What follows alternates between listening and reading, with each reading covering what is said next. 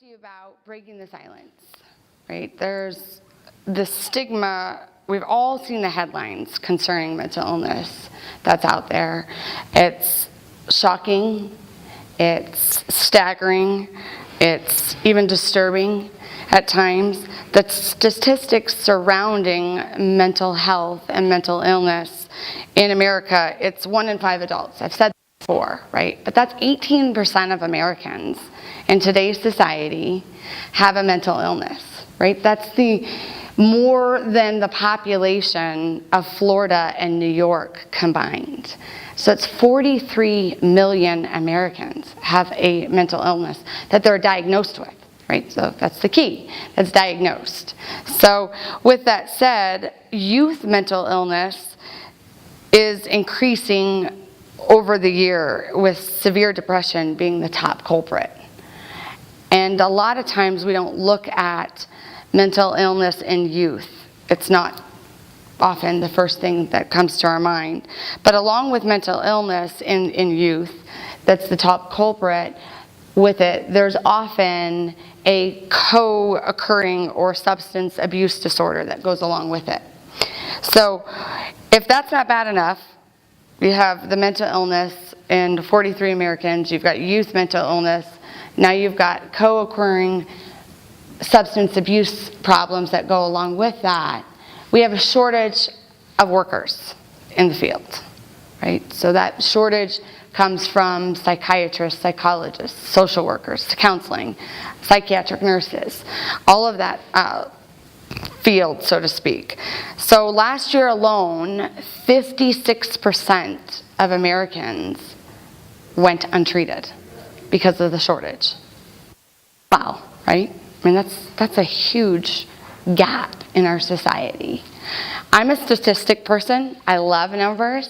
I love the raw facts because I think it makes it real. However, when you think about it, you say, okay, so what? So now that I know that, what are you going to tell me about statistics? We can talk statistics all you want, right? So now what, Shannon? So, well, it's simple. Education. So we have to learn to educate ourselves, and once you help educate, then we become aware, and then once we're aware, we can provide early identification, intervention, and then we can help those who we know, who we don't know, who we love, and some people we may not even know, but we just care about. So with all of that said, this is what I want to talk about. It's breaking the silence, which is the stigma around mental illness. That's what's wrong with our society today. That's what's wrong. We have the stigma, this thought process about mental illness, about what it looks like, what it's supposed to look like, and it's not. It's inaccurate. It's untrue. So unfortunately, with that, society has this connotation of mental illness being negative. It's a negative connotation. There's negative thoughts. There's negative emotions. And because of that, there's a lot of people who are undiagnosed or even diagnosed people who they choose not to choose treatment. They have, lack of emotions. They have uncontrollable behaviors, uncontrollable emotions. They have violent cycles, all of those things that come along with it. However, mental illness itself is not negative. How we respond and how we react and choose to recover determines our response to mental illness. So it's true, if we don't seek preventative services, if we don't seek treatment, if we don't seek help, if we don't seek early identification and intervention from the people we care about, then it's going to leave us with negative emotions and negative thoughts. That's just what's going to happen in our lives. So that's why I believe that breaking the silence and talking about it is the only solution, besides recovery. But the only way to get through this barrier that's out today in today's world, and that's why I'm so passionate about what we do, is because that's the only way, I believe, is to educate and get through to people that mental illness has a stigma, but that stigma is inaccurate and incorrect. if you follow the correct treatment plans and if you follow recovery, if you follow through. It requires work on everybody's part, absolutely. But it's not that you can't be successful, and it's not that you can't have recovery. The illness doesn't go away. It's not like the cold or the flu. It's there. We don't physically see it, so it's hard for people to deal with or to help and assist. But dealing with it, facing it, and not ignoring it is the only way we overcome. So let's talk about it. So as I discussed earlier, mental illness has many faces, right? So there's many faces. I mean, as far as that goes, I mean diagnosis. So as a simple as PTSD or OCD is considered and classified mental illnesses. But we're afraid to get labeled. We're afraid to be diagnosed because of the stigma that comes along with it. So the stigma believes that if we have a mental illness, we can't be successful. We can't be successful members in society, in life, and contributing. Absolutely untrue, right? Agree? So I happen to know many successful people myself, as well as who have been diagnosed with mental illnesses, who are successful fathers, mothers, brothers, daughters, co-workers, friends, you name it, who are well educated, they're smart, they're funny, they're likable people, and they contribute to society. It's not a phase, it's not a trend, it's not a fad. Mental illness isn't going to go away, so we can't ignore it. We've got to do something about it, which brings me to my action plan, because I believe that, yes, I can talk about it. I can talk about it till I'm blue in the face with all of you, but if I don't have some type of action steps, nothing's going to change, right? So as I can speak about this, because as Trent told you earlier, I'm a wife of somebody who's been diagnosed with a mental illness, who is very successful in life.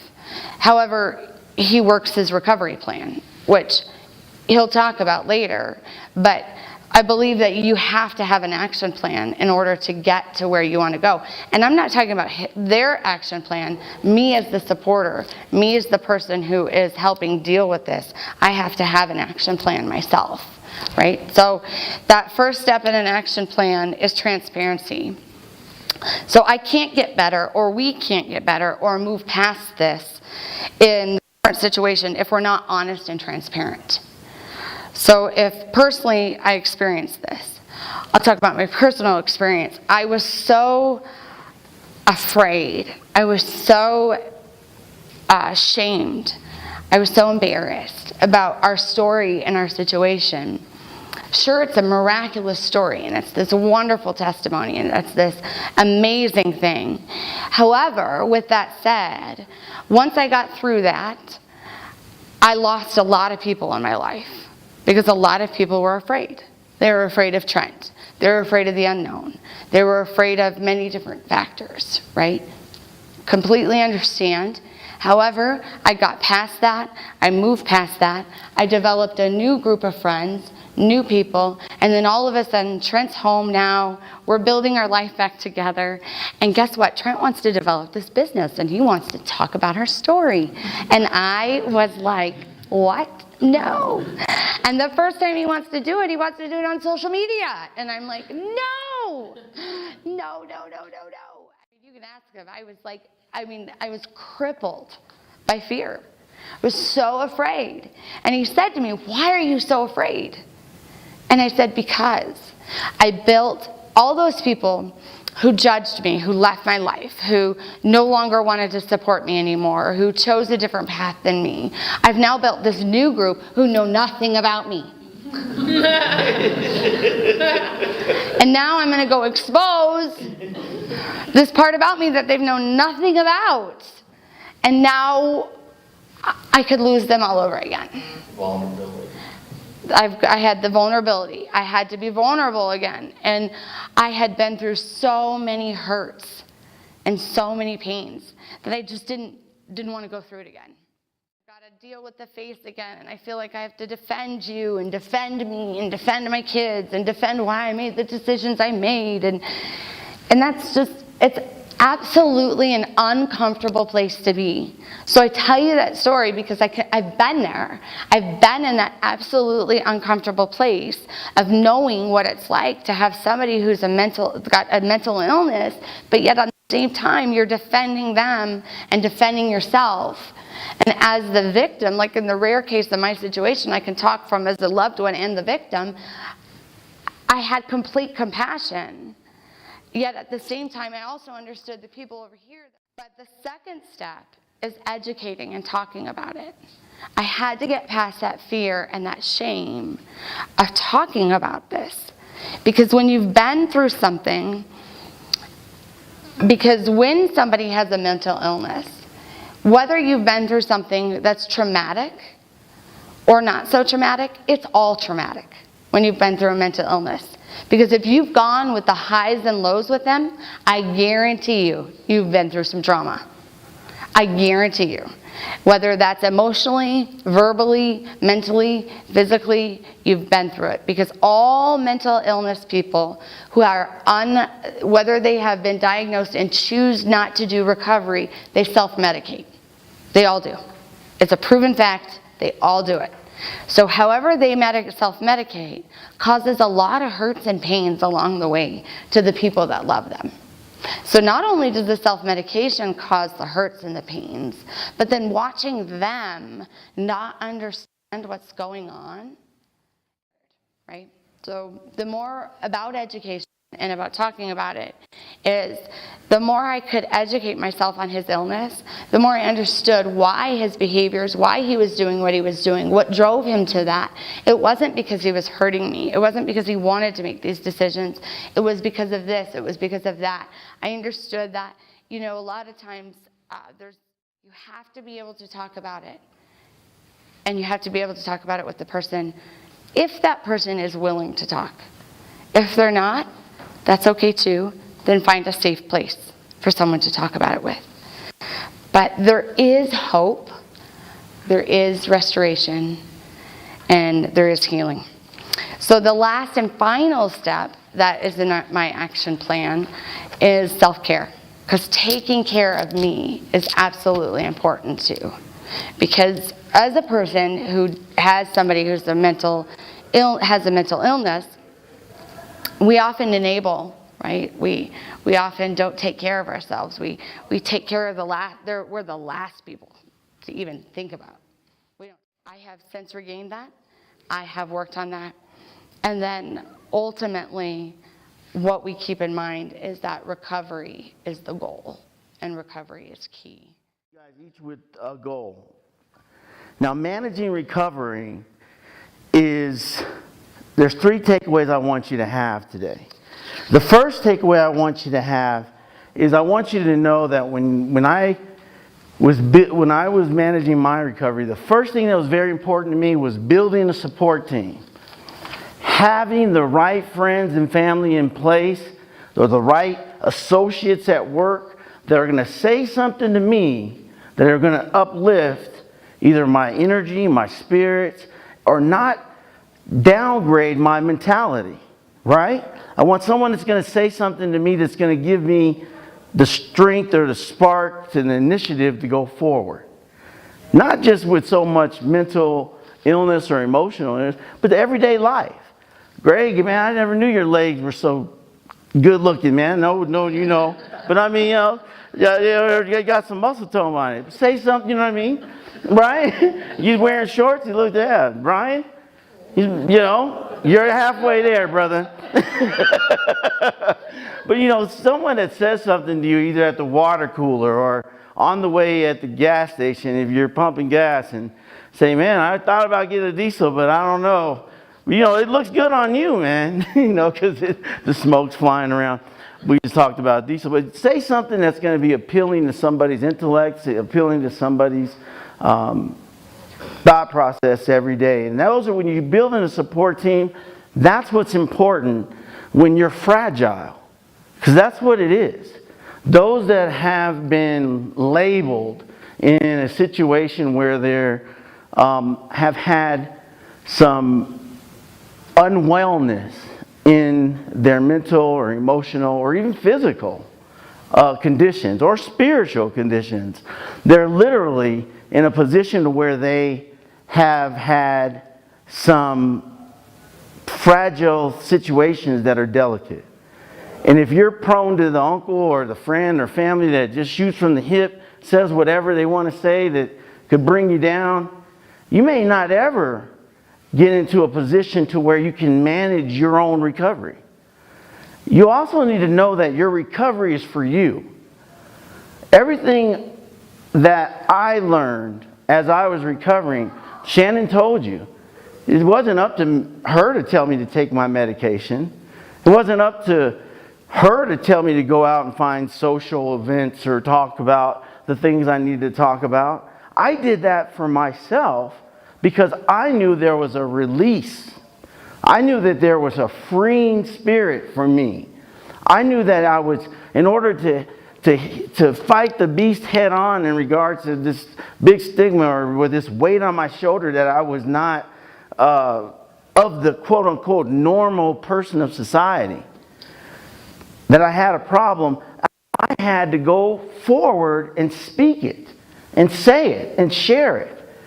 But do it in a content that I wasn't offensive to anybody, but I was also not holding back for 20 years of my life, and then I still have these unrelated issues that I never got to share with my family, friends, and world. And then at the Christmas dinner table 20 years, well, I never knew you felt that way. I never knew you were upset that we didn't come see you in the hospital. I never knew that you were really worried that you were thinking that when you wore the blue tie with the green shirt that you were you looked like you were unorthodox, that was really what you wanted to wear. Right? A lot of people do different things for different reasons. And it's up to us when you're managing recovery is to find the people that support you for your support, for your well-being. And that also cuts two-edged sword, right? Meaning they're also going to tell you, hey, I'm noticing something that may not look right or feel right with you. Can I do or say something or help you in some way of your lifestyle or your area to maybe enhance or bring light to help you, recognize that things might be helpful for you where you are right now in your life? So that cuts to it. Second takeaway I want you to be, I kind of dove into that pretty deep, is creating your recovery plan. My wife mentioned that there was an actual action plan that she created. Why create a recovery plan? A recovery plan, just like somebody sets up a business. You start off what? With a business plan, business goals, right? If you're going to start off with in a construction building, you're going to build something in construction, Ryan, you're going to have a plan. When you have a sales meeting for a company or at a church or building your network, you guys sit down with a target area, a target plan. We have all these plans in the world for our everyday areas of our lives, either work or even to even wish to have in the future. But nobody ever writes out a plan for their own mental and personal, emotional health. Why? So what would it look like? I did. I sat down and I wrote some things on what I thought. Where do I want to be tomorrow? Do I want to be? What does it need to take to give myself self-esteem or self-confidence? Some people do journals. Does that work with me? No. I want to write a gratitude list. I like attaboys. And how can I get my wife? How can I have fun? So let's do opposite motion in the house because I know that's going to be fun. And how can I implement everybody and we all participate? Because then when I'm feeling low, they're going to say, Dad, you're on the opposite motion, man. You're not doing it. Right? And then it's going to, so that was important to me. Also, I did write a 6-month goal. Where do I want to be in my recovery 6 months from now? Do I want to be on the same amount of medication? Do I want to be taking this same type of medication? Is there a way to decrease my dosage? How do I go about decreasing it? Or is there a way I don't want to be in a position where I need to increase? Or do I need to change medication? A lot of times people don't want to take their medication. You hear it all the time. I don't want to take my medication. I don't like the way it makes me feel. You know why? You want to know why? Because sometimes there's not an adjustment. If I sit around and I go to a party and I drink, not that I drink, I'm not a drinker, but if they serve tequila every night, all day, every night, all day, every day, after a while, you ain't gonna like the way it feels. I'm not going to that party. I don't like the way it makes you feel. I don't like drinking that same drink because too much of anything is bad for you. But if you mix it up, or you don't like tea, you like water, you like some iced tea, you like sweet tea. So sometimes people, and it's the patient itself, and I'm speaking out for the patient. The patient may not know. They just don't like the way it makes them feel. But they need an adjustment. They need less. They need more. And how do you go about getting an adjustment? You have to go and actually talk to somebody that prescribes it, which is a psychiatrist, psychologist. You can talk to me as a life coach, but I can't prescribe it, but I can put you in line with the right people that do and get the resources. They do the blood. My wife was talking about the blood work. Sometimes they do the blood to see what is operating in your blood. Are you taking too much? So, recovery plan, you want to talk about your medication. Also in the recovery plan, which is pretty important, that you can have, that I put in my actual recovery plan, is I wanted to have the long-term goals. People that I wanted to come in contact long-term. Meaning, how are they going to help not only manage my recovery, but how are they going to help my future? Where can I make a difference? And it doesn't have to be in a mental illness or a mental, but what are you good at, right? What are you still, just because you have your mental illness does not mean you're not going to ever be contributing, right? A success to society, and it doesn't mean you don't have great things you can participate. I did this speech before and showed you a list of successful people, from presidents to Olympic swimmers to all kinds of things. People that have contributed majorly to society and found their niche in their career. So make a long-term goal in your actual plan for managing your recovery. Also in managing recovery, have a list of what to do if and when you're having short-term, short warning signs, long, or middle, or late, or early warning signs. What does that look like? Know them, recognize them. There's a diary card. How many people know what a diary card is? Diary card is basically a list. You have a list of some of the emotions that affect you, right? And it's hard to always get in tune with the emotions you have, but it's a list that affect you, and then you rate them 1 through 10 every day. And Monday, Tuesday, Wednesday, Thursday, Friday, Saturday, Sunday. Monday, Tuesday, Wednesday. And you rate them 0 to 10. 0 to what? And then you look at it. On Monday, I was sad. Why was I sad? Oh, my Uncle Kent died. Okay. Wednesday, I felt better. Thursday, I felt better.